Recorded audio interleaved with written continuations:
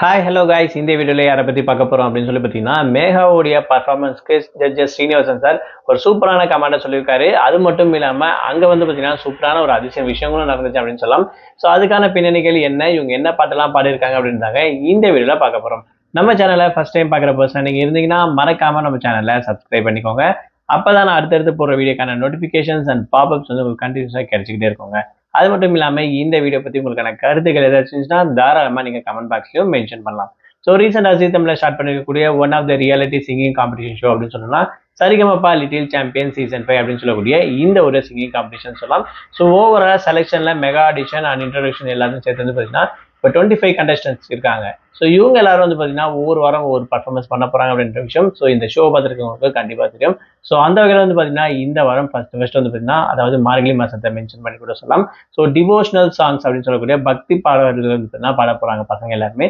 So அந்த வகையில் மேகாவுடைய performance அவங்க செலக்ட் பண்ணிருக்கக்கூடிய சாங்ஸ் வந்து பார்த்தீங்கன்னா திருப்பதி மலைவாழும் வெங்கடேஷா அப்படின்னு சொல்லக்கூடிய பெருமாளுடைய சாங் வந்து பார்த்தீங்கன்னா செலக்ட் பண்ணி ரொம்பவே சூப்பராக பாடியிருக்காங்க அப்படின்னு கூட சொல்லலாம்.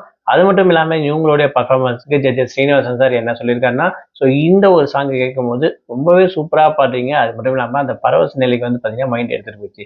ஸோ அந்த அளவுக்கு பர்ஃபெக்ஷனாக இருக்கு அப்படின்ற விஷயத்தையும் சொல்லியிருக்காங்க. ஜட்ஜஸ் கிட்ட இருந்து ஒரு நல்ல இம்ப்ரெஷன் தான் அப்படின்னு கூட சொன்னாங்க ஸ்டார்டிங்ல. ஸோ வரப்போற நாட்களில் இவங்க என்னென்னலாம் பாட்டு பாட போறாங்க, இன்னும் என்னென்னலாம் பண்ண போறாங்கன்ற விஷயத்தை பொறுத்து வந்து பார்ப்போம்.